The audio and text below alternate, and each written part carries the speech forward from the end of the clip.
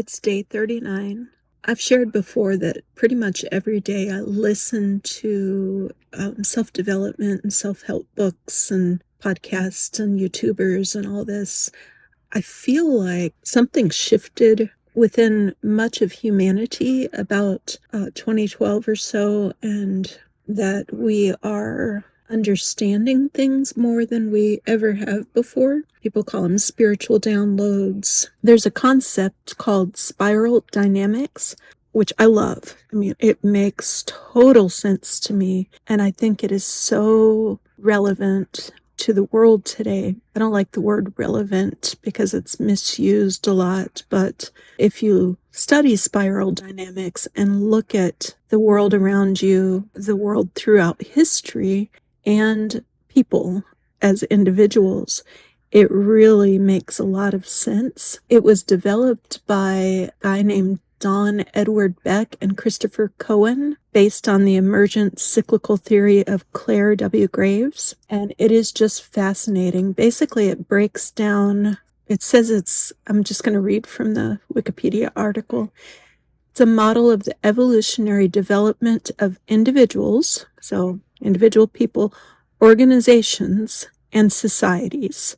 So even if you look at the world, you can see this happening from primitive man to where we are today. From babies to grown adults, they go through these steps of development in their growth. They call them life conditions, and they're broken down by colors. So the first one that they have is beige, and it's the survival or instinctive sense. So it's where we're driven by instinctual things like survival, like I just need to eat and procreate and sleep. If you look at people, it's where people are living off the land as much as possible. You're in communion with nature. It's centered around satisfaction. The second level is purple, and these are your clans. People believed in spirits, like with the purple. They believed in mystical spirit beings.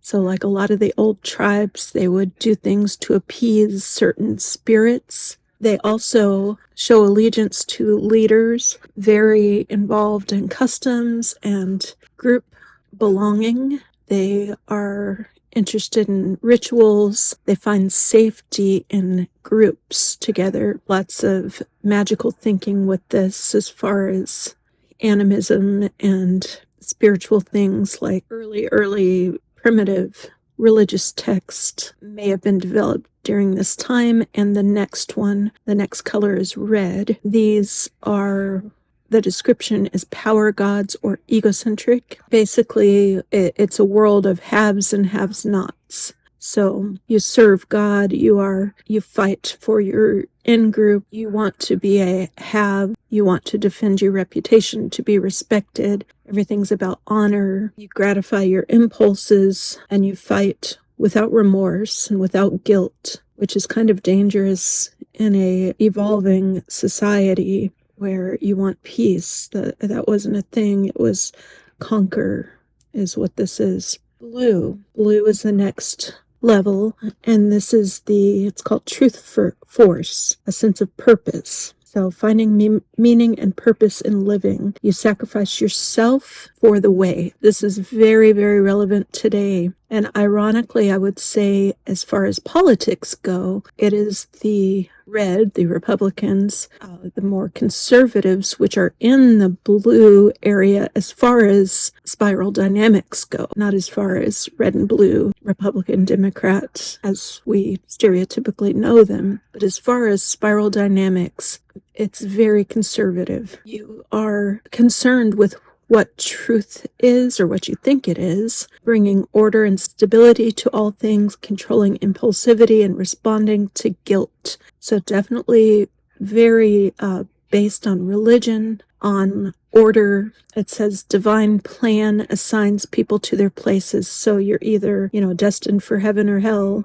According to this, it enforces principles of righteous living. And all these different steps can overlap a little people individually and societies can be in different places at once. If you look at a person that's heavily into blue, they're definitely going to be in red too. They're going to be, if you look at typical Republicans or conservatives, they are it's why it's not just, about the beliefs. They have the biblical beliefs, but also they're looking at haves and have-nots and wanting respect and wanting to avoid shame, to defend their reputation. They are not always, especially in today's political landscape, wanting to look at the actual words of Jesus, but they are more concerned with wealthy people and if they're wealthy or not, and they're not going to be giving to the poor because they're still pulled back by this red. And within that, on the other side of blue is orange.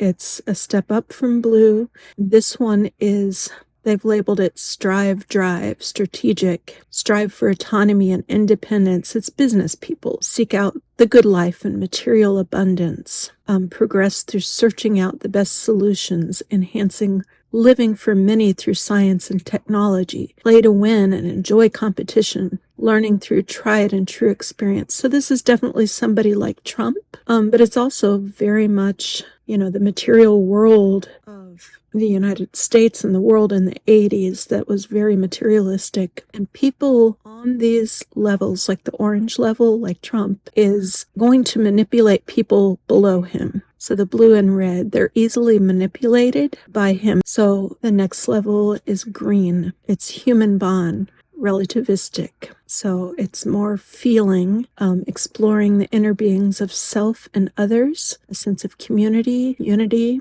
sharing society's resources amongst everybody. Things like the collective pool for Medicare for all and how most civilized countries and modern countries have already adapted that. The U.S. is kind of far behind because there's still very much in red, blue, and orange, but we are moving forward, which is good to see. And this is definitely more the Democrats and liberal way of thinking. And the next little point is liberate humans from greed and dogma, reach decisions through consensus. So a democratic election coming together and having everybody have a say, refreshing spirituality and bringing harmony. So all of these from beige through green are what's called a first tier. And I definitely know in my own life, I spent most of my life living between red and blue. I was raised in the church and very, very, very religious. And I don't feel I ever conquered orange, which is why I've had some trouble. I feel like I went directly to green and beyond without figuring orange out. And it's not just being materialistic and looking out for self, but it's learning how to be autonomous if you look at this on an individual level. So, these are not just bad things that come before. They are, when you look at them as an individual, they help us grow. A lot of early 20s people will go in orange and green, starting in orange till they figure out how to take care of themselves and earn a living, and then go to green. I really had a hard time moving past blue in my own life. It took me 40 years almost to leave the religion of my youth. I had a hard time because I was so brainwashed in it, leaving finally. But when I did, I kind of catapulted out of there. So that is the first tier. The second tier is what we're kind of moving into with this age of Aquarius now. The second tier so far is consisting of 3 different colors: yellow, turquoise, and coral. Yellow is what they call flex, flow, or systematic. And I'm just going to read the points for it. I think there's few people in this and even fewer people in turquoise, but I do see it emerging. And I think it's going to be the way that things become and will be a good thing, even though people in blue and red, they're going to call it the one world order. When I was in religion, they talked about that all the time. One world order. Oh my goodness. It's a bad thing. It's not. It's coming together and finding peace is a good thing. It is a bad thing as far as putting away these old ideas. So definitely not, if you're in that old idea, it's threatening to you. But anyways, the yellow says flex, flow, systematic. Accept the inevitability of nature's flows and forms. Okay? Focus on functionality, competence, flexibility, and spontaneity. Find a natural mix of conflicting truths and uncertainties. So are you able to look at two conflicting truths at the same time? Discovering personal freedom without harm to others or excesses of self-interest. And I believe a lot of us are there for that one right now. A lot of people want to take away rights and harm others. They experience fullness of living on an earth of such diversity in multiple dimensions and demand integrative and open systems. So it's also holds multiple perspectives, flexible, creative, and effective, leading edge of consciousness and culture. Okay? World-centric. It started about 50 years ago. Integral synthesis. Awaken maximum number of streams of evolution. Integrate diversity with discernment. So definitely where we are today, including the green. So then the turquoise, which is one of the top two highest evolved places, is holistic self, global view and holistic, blending and harmonizing a strong collective of individuals. Focus on the good of all living entities as integrated systems. Expanded use of human brain, mind tools, and competencies. Self is part of larger, conscious, spiritual whole that also serves self. Global networking seen as routine. Acts for minimalist living, so less is actually more. So this is definitely where society's heading, where the world is heading, with us being able to talk to each other over social media and cell phones and emails very quickly. It's us learning to work together as a world instead of being in conflict. However, the other systems are pulling us back, and it is hard to move into these new places. Coral, by the way, is a top one, and the characteristics are not even defined yet because so few people are in those. I just think it's fascinating. Spiral dynamics is fascinating. It talks about why people do things, their values, their world views. And it's fascinating to watch where we are. I definitely feel, I shot really quick out of this blue area for myself. Thankfully, it was a hindrance to me, but I kind of passed through orange before understanding a lot of that. And if I can look at my own life, I missed out on some development in orange, but I moved very quickly into green, yellow, turquoise. I don't know if I'm in turquoise, the world is, but on a self level, green and yellow is probably where I'm at. So anyways, it's very, very interesting. I've been listening to some spiritual teachings lately, and I came across this girl today, young girl, and I tell you, I am really excited for our future with a lot of these young people. Not everybody, but a lot of these young people get it. They get it, they get it, they get it. She looks early 20s, probably. Her YouTube channel is called The Soul's Playground, and she understands how science and quantum physics relate to our consciousness, which is something I'm super interested in and feel like I've been learning, and just the world's been open to understanding, like a light has been switched on for me that was off previously in the last 10 years or so. And I've been learning so much. But I'm listening to one of her talks today, and she talks about how, like, as we move through space and time, right, there's how when we make a new decision, a new self is created with that new decision. So with every decision we're making, we're creating a new self, basically. But all these old selves are behind us still in the form of memories and old selves. And she says it's like we are carrying around this tail behind us of memories, baggage behind us, basically, if you want to look at it like that. Baggage behind us that is pulling us back literally from advancing in life, if this makes sense. And until we are able to kind of turn around and completely cut those ties, we're not going to be able to advance or manifest things that we would like to in life.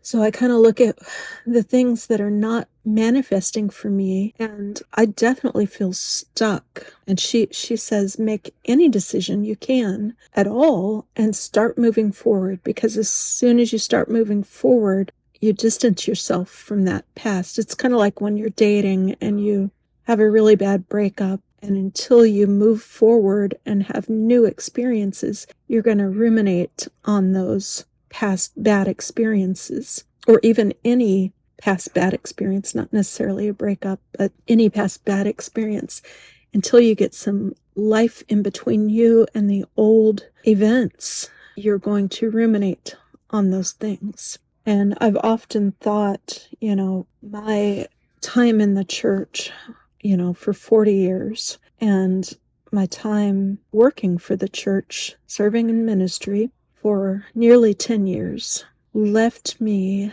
with such trauma from the things that happened there that that's part of why I believe I am having such trouble moving forward. And I keep thinking I probably need to write a book about this, as much for myself to put closure to this and say goodbye to it and deal with it, work through it, as much as for somebody else reading it, because I know there's a lot of people struggling with the same things I used to, and that life was hell. As much as I said, it's freedom and peace and Jesus loves you and all this stuff, there's things in it that were hell. I mean, it was just a bad time in that religion.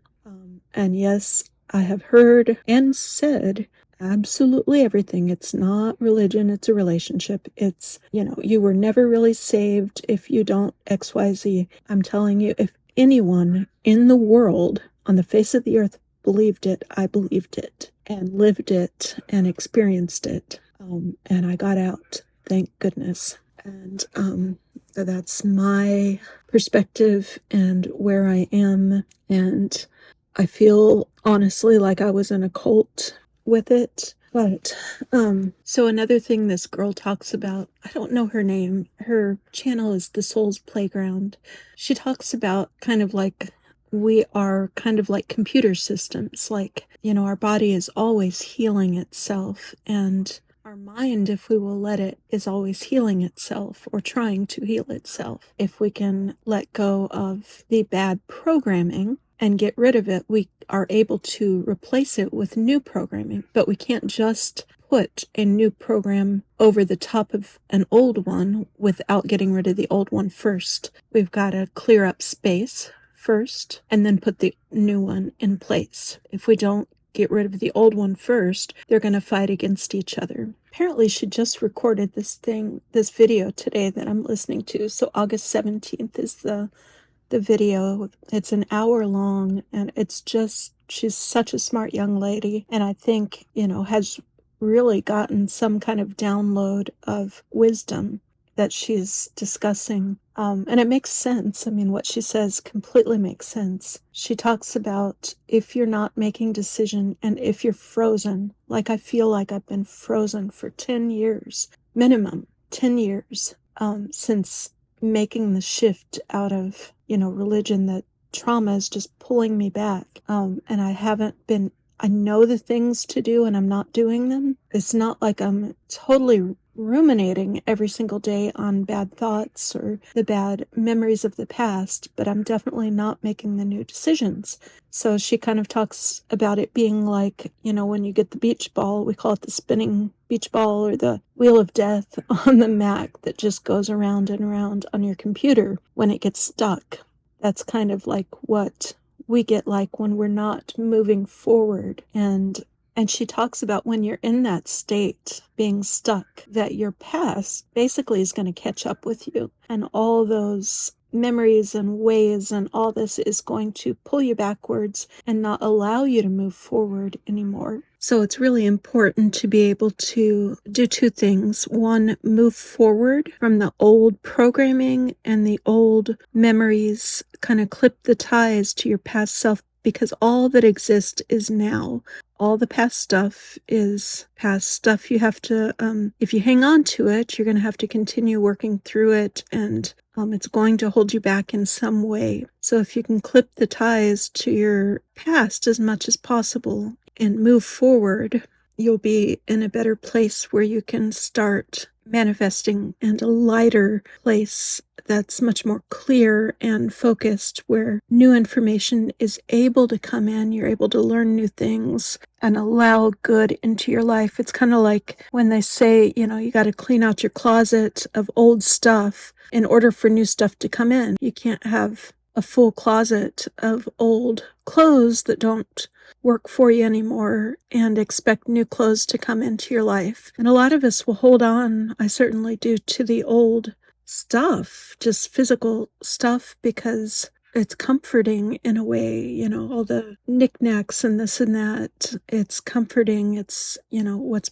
always been around, but it really can hold us back in a way. And certainly beliefs and thoughts and memories and old programming that doesn't work for us anymore. We've got to learn from the past and move forward. And I just thought her talk today so very well matched what we see in the world today with spiral dynamics, and how we've got so much conflict right now because we've got a group of people trying to move forward and a group of people trying to remain in the past. And we can't really do both things if the people who want to remain in the past are warring with those of us who want to move forward and trying to stop us from moving forward. It was a very timely talk, and I really like this idea of spiral dynamics, and it's just so relevant to watching what's happening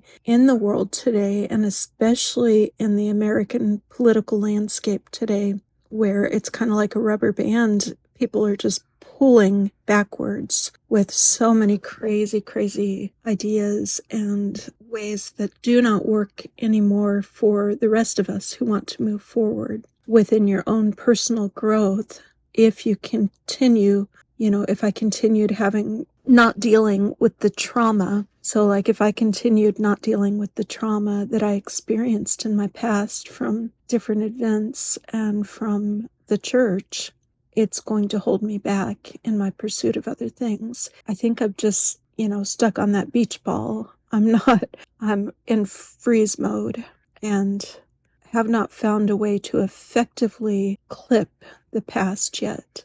So I'm thinking about that and seeing how I can do that. That's my talk for today. I had no idea I was going to talk about spiral dynamics when I started talking tonight, and it's just kind of turned into a really long thing. Someday in the future, I will redo the spiral dynamics video with actual graphics and better explanation of everything, because I think it's such an important topic. But tonight, it's 10 p.m. right now, and I want to go to bed. So I hope if anybody's listened this far, have a good night. Hope you've had a good day wherever you are in time or space, and keep moving forward.